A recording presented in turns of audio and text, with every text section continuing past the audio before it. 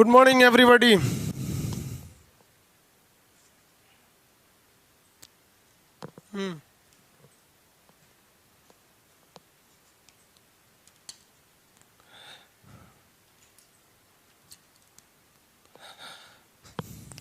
Live आ गए लोग, सब लोग।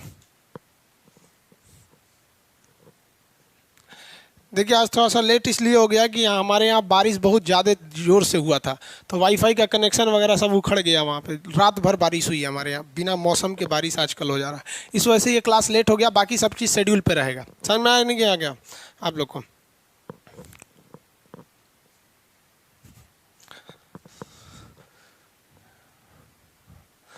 देखिए इससे पहले वाले क्लास में आपको कहाँ तक बता दिए थे। आप सब लोग भाई फ़ोन बहुत कर रहे थे लोग, आप लोग। देखिए हम भी, हमारी ही गलती थी। हमारी क्या बताए, मौसम के साथ हम लोग तो थोड़ी ना लड़ सकते हैं। आपको इससे पहले वाले क्लास में जो बताए थे वो आप लोग को याद है कि नहीं है? कन्फर्म है ना? पूरा याद? कटाकट कमेंट करके बताएंगे लोग, हम जो क्वेश्चन देंगे आप लोग को। बहुत से लोगों को पता। Hello sir, good morning. Good morning Alamgir SK ji, hi. Happy Singh, good morning. Good morning सब लोग को, गुड मॉर्निंग। देखिए ध्यान से, जो हम कल बताए थे उसको फटाफट रिवाइज कीजिए। कोशिका को टेक्निकल नाम क्या होता है? साइटो। कोशिका का अध्ययन क्या कहलाता है? साइटोलॉजी। कोशिका के जनक किसे कहा जाता है? खोज के निकाला था रॉबर्ट हुक। जीवित कोशिका एंटोनी वॉन लीवेनहॉक। सबसे बड़ी कोशिका शुतुरमुर्ग का अंडा। सबसे छोटा माइकोप्लाज्मा। मानव में सबसे बड़ी महिला का ओवम। मानव में सबसे छोटी पुरुष का स्पर्म। मानव में सबसे लंबी कौन सा हो जाएगा? तंत्रिका कोशिका, न्यूरॉन। किसमें विभाजन नहीं होता है? न्यूरॉन में नहीं होता है। सबसे तेजी से विभाजन किस में होता है? लीवर यानी यकृत में होता है यहाँ पर विभाजन। ये कोशिका के बाहर की झिल्ली को क्या कहते हैं? कोशिका झिल्ली, जिसे प्लाज्मा झिल्ली या प्लाज्मा मेम्ब्रेन कहते हैं। प्रोटीन का होता है। ये पेड़ पौधों और मानव दोनों में पाया जाता है, जबकि पेड़ पौधों में इसके बाहर एक अतिरिक्त परत पाई जाती है जिसे कोशिका भित्ति कहते हैं, cell wall. Cell wall cellulose का बना होता है, जबकि मेम्ब्रेन जो झिल्ली होती है वो किसकी बनी होती है? प्रोटीन की बनी होती है। समझ में आया कि नहीं आ गया? इसको हम फटाफट बता रहे हैं क्योंकि प्लीज़ आप टेलीग्राम ग्रुप बना दीजिए। हाँ बाबू, बहुत अच्छा आप बताएं कि टेलीग्राम ग्रुप में बता देंगे। 40 नंबर का क्वेश्चन।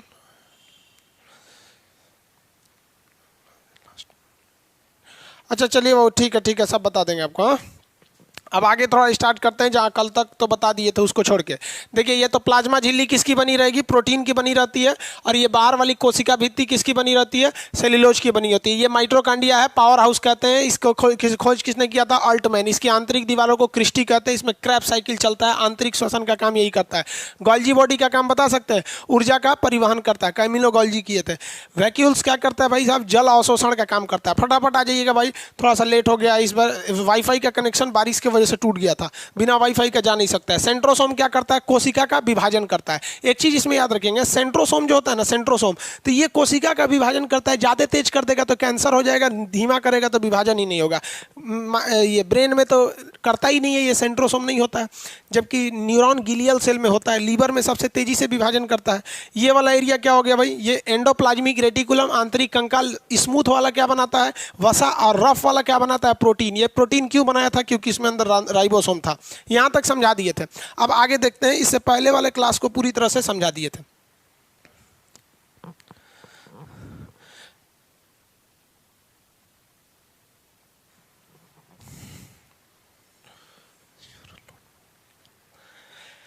हो गया? अब एक आदमी कह रहे हैं सर यूआरएल नॉट फाउंड लिख रहा था। अब सही हो गया ना? उस वक्त प्रॉब्लम थी बाबू, वाईफाई नहीं था उस वक्त, गिर गया था बारिश की वजह से, वाईफाई का प्रॉब्लम।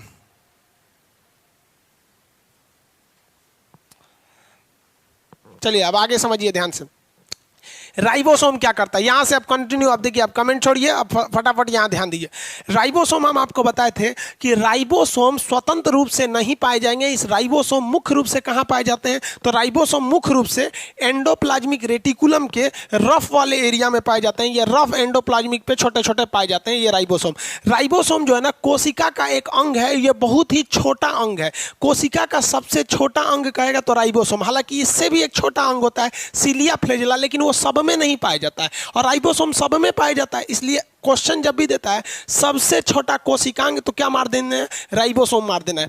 राइबोसोम क्या किस चीज का निर्माण करता है? प्रोटीन का निर्माण करता है। हमारे शरीर में प्रोटीन की ज्यादा जरूरत होती है, अतः ये किस चीज के लिए हेल्प करता है? एनाबोलिज्म के लिए। ये हम आगे बताएंगे आपको। किसी चीज को जोड़कर बना देना एनाबोलिज्म, और तोड़ देना कैटाबोलिज्म।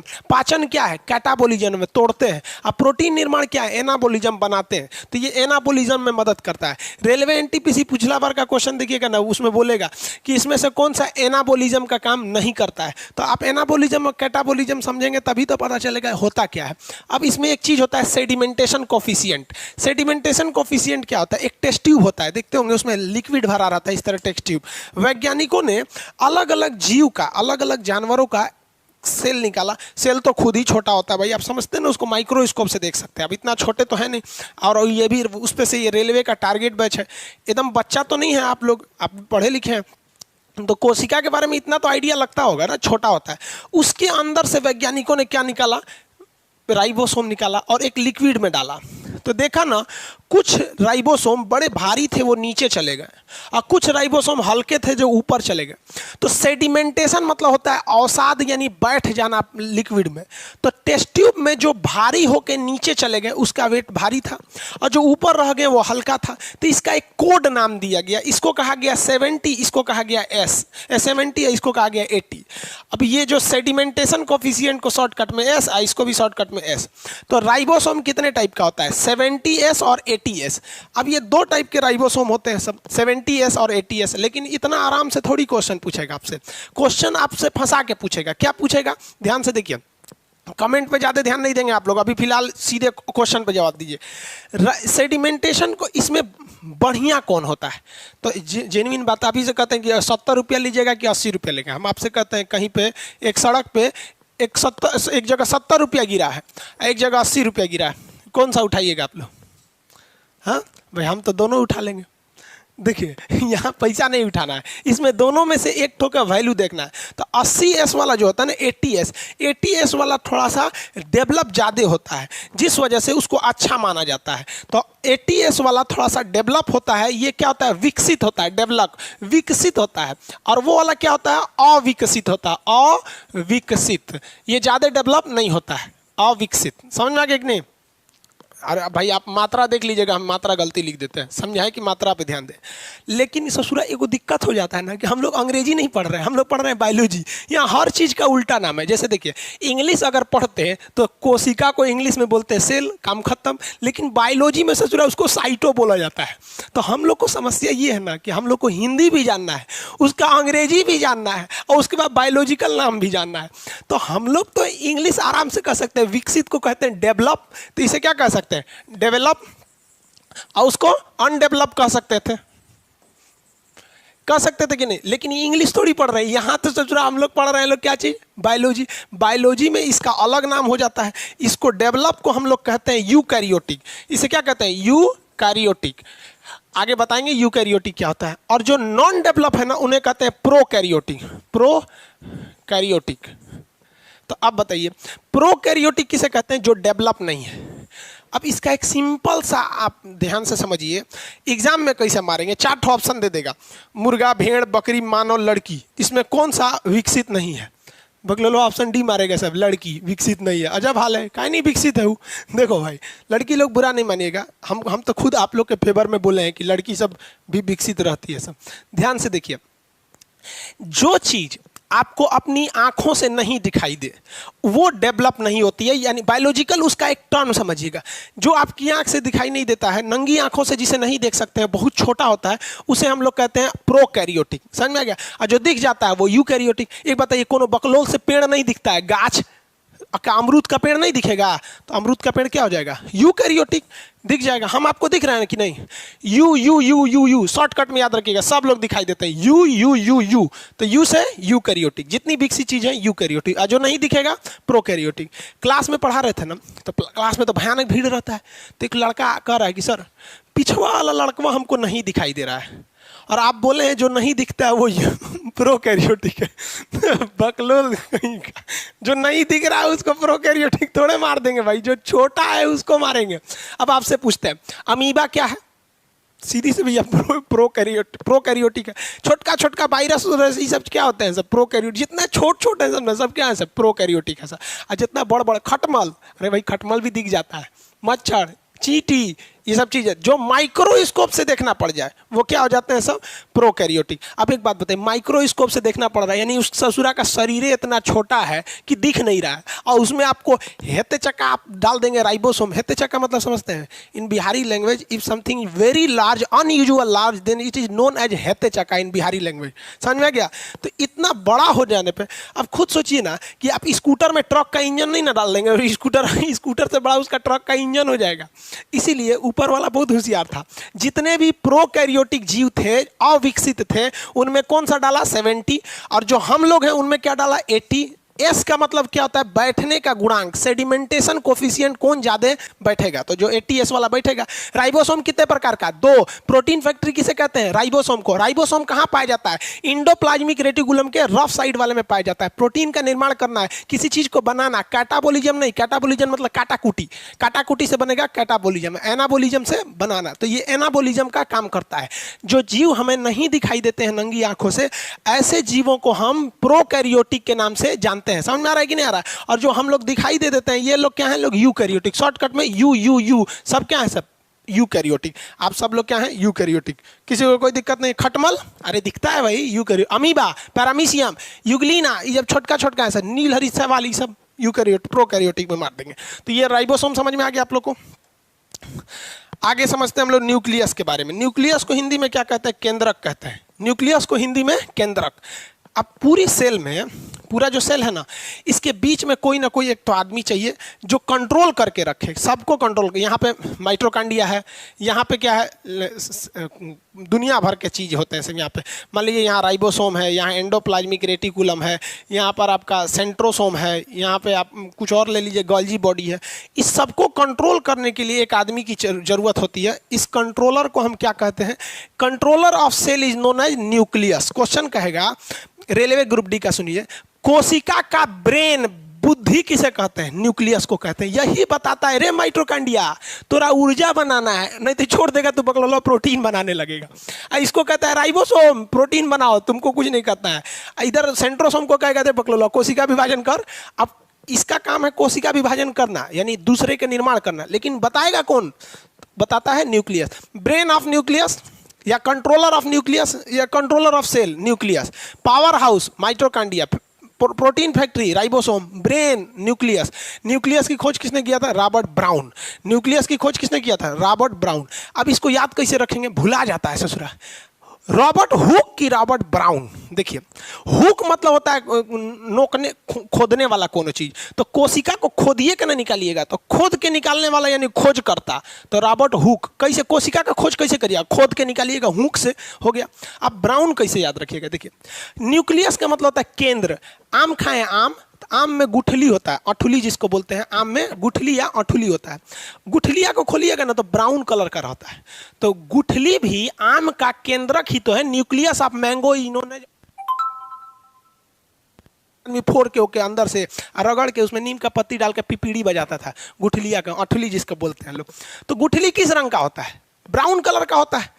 अरे लीची का गुठली किस कलर का, ब्राउन। 90% चीज़ों की जो गुठली होती है वो ब्राउन ही होते हैं, सब हल्का ब्राउन। तो गुठली, गुठली बने न्यूक्लियस किस कलर का, ब्राउन। तो गुठली की खोज रॉबर्ट ब्राउन। ये बहुत फंसा देता है आपको। इस केंद्रक के अंदर क्या पाया जाता है, तो इस न्यूक्लियस जो होता है ना, देखिए ये तो पूरा कोशिका हो गया। इस कोशिका में ये ब्लू वाला भाग है न्यूक्लियस, तो ये ब्लू वाला भाग न्यूक्लियस है। और न्यूक्लियस के अंदर भी एक छोटा सा होता है, उसको न्यूक्लियोस कहते हैं, न्यूक्लियोलस। तो ये उतना याद नहीं रहेगा, केंद्रिका बोलते हैं इसे, उतना जरूरी नहीं है। तो ये न्यूक्लियस है। अब इस न्यूक्लियस में अगर आप ध्यान से देखेंगे तो इसमें गुजुर गुजुर गुजुर गुजुर कुछ घूम रहा है, इसमें कुछ घूमता ही है। इसी को कहते हैं हम लोग डीएनए या क्रोमोसोम। ये आगे पढ़ना है आपको इसी चैप्टर में, तो क्रोमोसोम।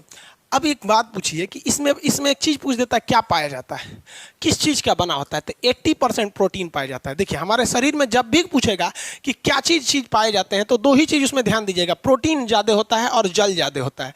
तो इसके अंदर, न्यूक्लियस के अंदर किस चीज़ की मात्रा होती है, प्रोटीन 20% और डीएनए प्रोटीन 80% और डीएनए 20% पाया जाता है न्यूक्लियस के अंदर। बताइए, शरीर का कंट्रोलर किसे कहते हैं, कोशिका का कंट्रोलर किसे कहेंगे, कंट्रोलर, हाँ न्यूक्लियस को कहेंगे, कंट्रोलर न्यूक्लियस को कहेंगे। याद कैसे रखेंगे, आठुली वगैरह ब्राउन होता है तो न्यूक्लियस की खोज भी रॉबर्ट ब्राउन ने किया था। कितने परसेंट प्रोटीन? 80%।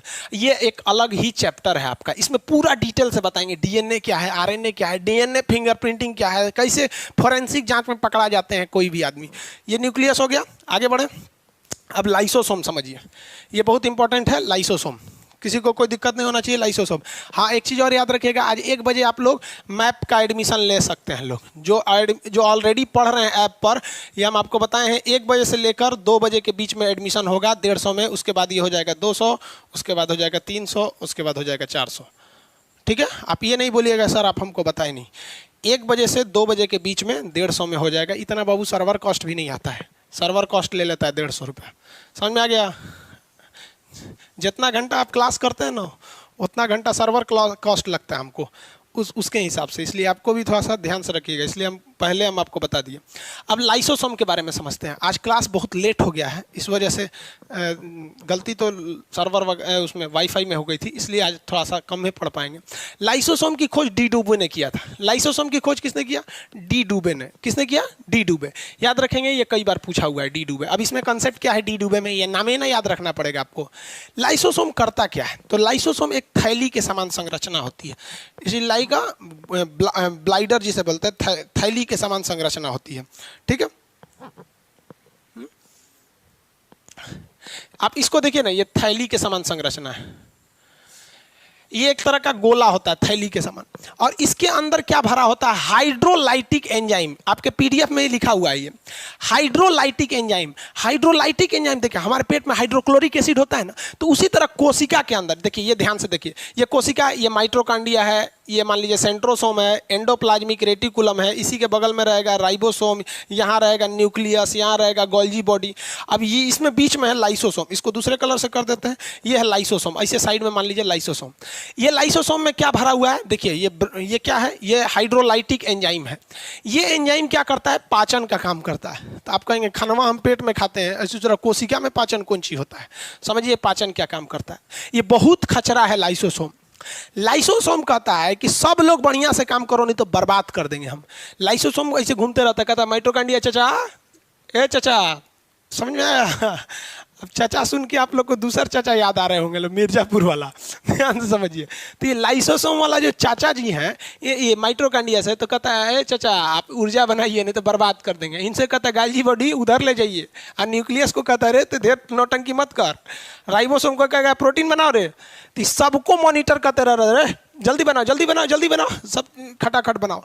और गलती से अगर इसका कोई बात नहीं माना ना, तो ये बहुत बिगड़ल आदमी है, तुरंत उसके ऊपर छिड़क देता है लाइसोसोम, ये जल अपघटक एंजाइम, जिसको हाइड्रोलाइटिक एंजाइम कहते हैं। अगर मान लीजिए माइटोकॉन्ड्रिया ऊर्जा नहीं बना रहा है, तो उसमें छिड़क देगा, ऐसे छिड़क देगा ना, तो ये पच के खत्म हो जाएगा, इसका पाचन कर देगा, मर जाएगा वहां पर उस सेल के अंदर। फिर माइटोकॉन्ड्रिया मर जाएगा, तो सेंट्रोसोम कहेगा oh my god, mitochondria has been died, so I can reorgan, मतलब इसको हम क्या कर सकते हैं? रीजनरेट कर सकते हैं। तो ये सेंट्रोसोम क्या करेगा? रीजनरेट करके इसे दूसरा बनाएगा। तो कोशिका के अंदर अगर कोई अंग काम नहीं करता है, तो क्या करता है ये भाई? ये कोशिका के अंदर के किसी भी अंग को पचाकर खत्म कर देता है। कहता है कि हमारे नज़र में अगर जीना है तो काम करो, नहीं तो हम बर्बाद कर देंगे। किसी को कोई दिक्कत नहीं? क्लास खत्म होने वाला है आप लोग का, ठीक है?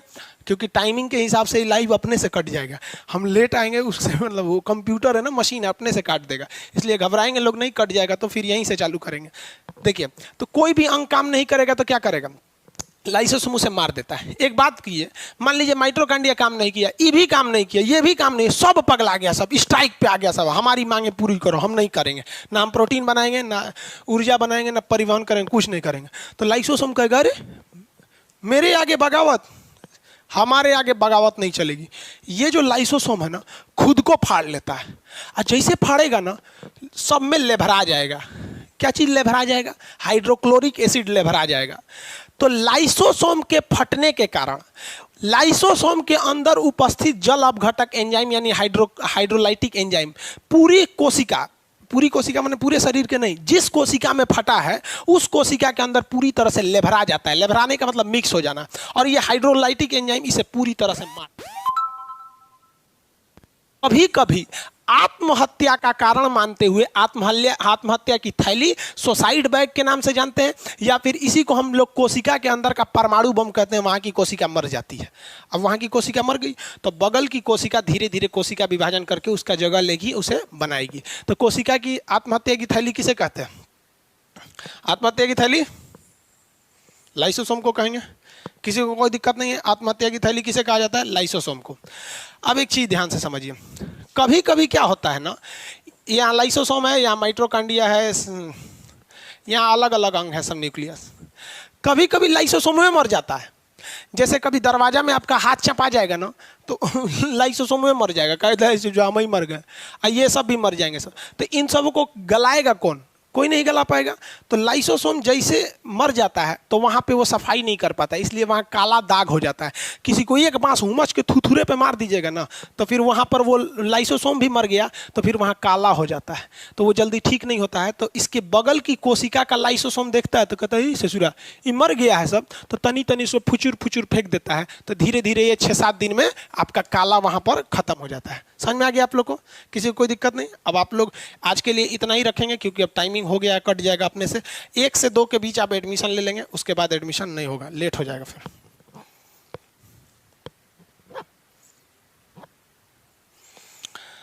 समझ में आ गया आप लोगों को?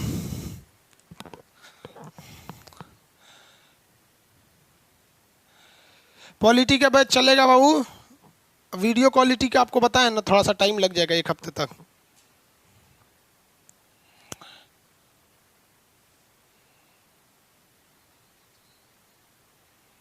गुड बाय सब लोग को।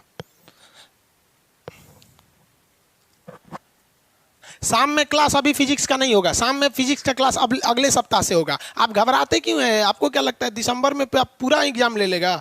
एग्जाम वहाँ चालू करेगा तो उसको 3 महीना लगेगा चालू लेते लेते, अभी उसको 1 दिन में एग्जाम ले लेगा आपको।